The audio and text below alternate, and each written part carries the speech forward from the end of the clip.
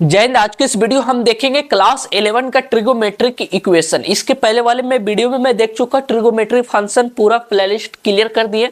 अब देखते हैं ट्रिगोमेट्रिक इक्वेशन क्या होता है। ट्रिगोमेट्रिक इक्वेशन में हम देखेंगे पहले प्रिंसिपल वैल्यू किस तरह निकालते हैं। कोई भी जो भी साइन थीटा इक्वल टू जो भी एंगल वैल्यू दिया रहेगा तो उसका हम किस तरह निकालते हैं। ये आईआईटी में बहुत बार पूछ देता है, तो इसमें देखते हैं हम प्रॉपर चीज आपको एक एक डाउट करके क्लियर हो जाएगा। जैसे मान लीजिए हम दे दिया साइन थीटा इक्वल टू 1/2, ठीक है।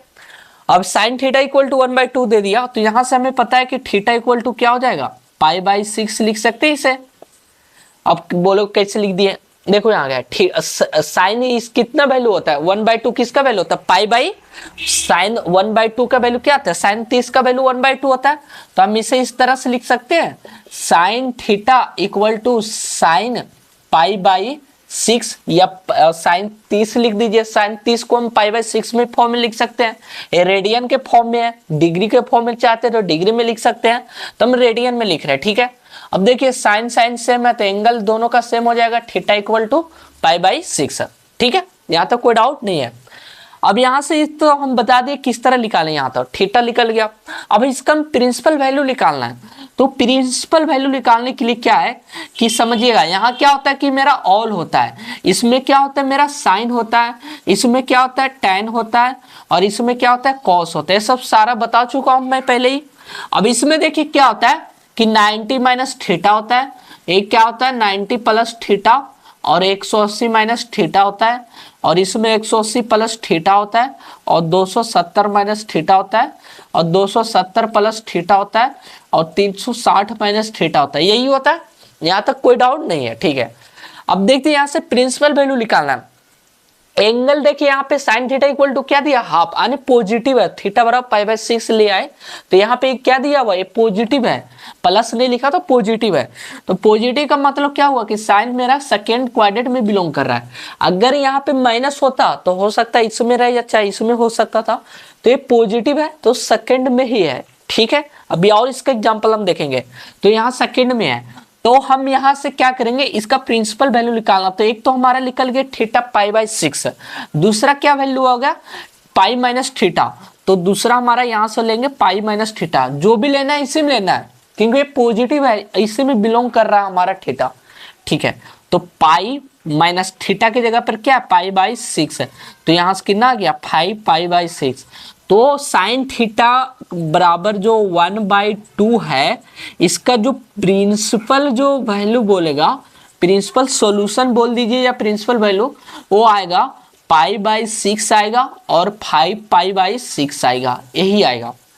क्लियर है। अब देखते हैं जैसे दूसरा एग्जांपल लेते हैं, ये तो पहला हो गया। दूसरा का सपोज करो साइन थीटा इक्वल टू -½ ही ले लेते हैं। क्लियर है, ठीक है।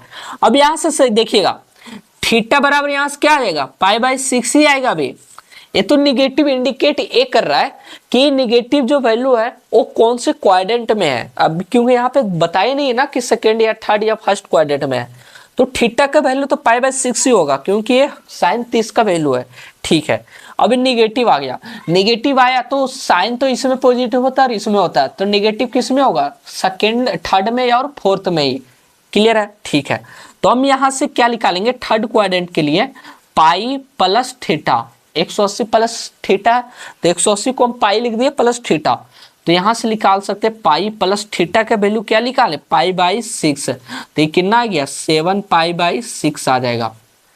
उसी अकॉर्डिंग इसमें देखते हैं फोर्थ क्वाड्रेंट में, फोर्थ क्वाड्रेंट में क्या गया pi minus theta, 2 pi minus theta, तो 2 पाई माइनस थीटा के जगह पे π/6, तो यहाँ से एलसीएम लीजिएगा तो 6 दूनी 12 माइनस 1 11 π/6 आ जाएगा। अब यहाँ से आपको एक दिमाग में ये भी आता होगा कि आपने तो अभी बोले थे कि जो भी साइन थीटा बराबर π/6 है वो जो भी इसके अंदर वैल्यू लाई कहाँ से कहाँ करो वो सबको प्रिंसिपल वैल्यू में आता है। देखिए यार साइन थीटा 180 माइनस थीटा लिए तो ये तो ले लिया, आप बोलोगे 90 π/2 प्लस थीटा क्यों नहीं लिए, इसलिए लिए कि दोनों वैल्यू सेम ही हो जाएगा, सेम क्वाड्रेंट में लेंगे तो दोनों सेम ही हो जाएगा। तो यहाँ से अगर हम यहाँ पे ले लेंगे ना कि 90 प्लस थीटा, तो 90 प्लस थीटा भी लोगे ना तो 90, देखो यहाँ से क्लियर कर देता हूँ। अगर यहाँ पे ले लीजिएगा कि थीटा के जगह पर π/2 प्लस थीटा, थीटा 90 की जगह पर π/2 ले लिए और थीटा की जगह पर π/6 ले लिए। तो यहाँ से देखिएगा क्या होगा कि जैसे 6 यहाँ से हम एलसीएम लेंगे ना, तो ये कितना आ जाएगा 3π + π, यानी कि ये 4π/6 है, यानी 2π/3 आ गया, ए आया।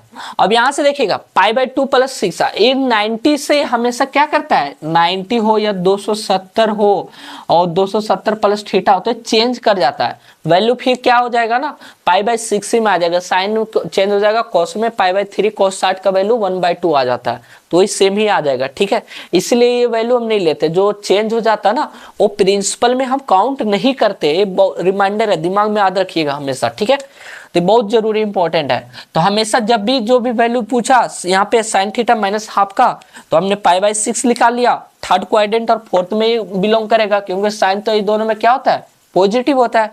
तो इसमें क्या हो गया 270 - थीटा और 270 + थीटा हम दोनों नहीं ले सकते, क्योंकि 270 में चेंज कर जाता है और 90 में भी चेंज कर जाता है। तो चेंज किस में नहीं करते, 180 में, तो 180 का ले लिए, 360 में भी नहीं करता, इसलिए 360 कम लिए।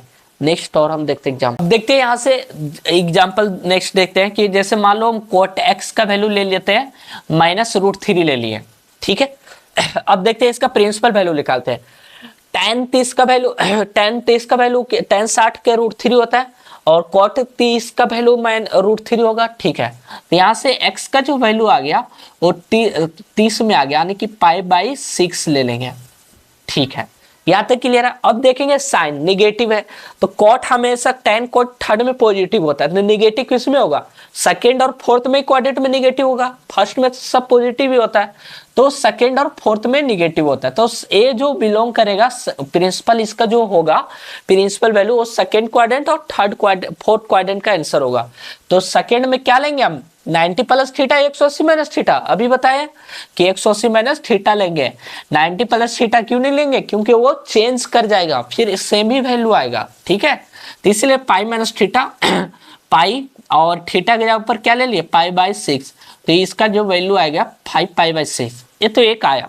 दूसरा क्या आया, दूसरा हम यहाँ से लेंगे, तो दूसरा हम यहाँ से लेंगे, तो फोर्थ क्वाड्रेंट में क्या है हमारा 2π - थीटा, तो 2π - थीटा 2π - थीटा की जगह पर क्या ले लेंगे π/6, तो ये जो वैल्यू क्या आ जाएगा 11π/6 आ जाएगा।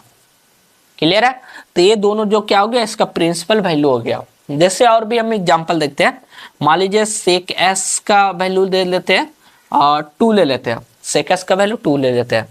तो यहाँ से x का वैल्यू क्या आ गया, सेक 60 का वैल्यू 2 होता है, तो x का वैल्यू कितना आ गया π/3 आ गया, π/3 आ गया, सेक पॉजिटिव है, यानी कि इसी में बिलोंग कर रहा है, सेक और कॉस फोर्थ में ही है, तो प्रिंसिपल जो लेंगे इसी में आएगा। ठीक है, तो प्रिंसिपल जो आएगा उसी क्वाड्रेंट में आएगा, तो यहाँ से हम प्रिंसिपल निकालेंगे, तो क्या है मेरा 2π - थीटा, यानी 2π - π/3, यानी 3 दूनी 6 -1, यानी 5π/3, यही इसका आएगा ए, और ये दोनों इसका प्रिंसिपल वैल्यू होगा।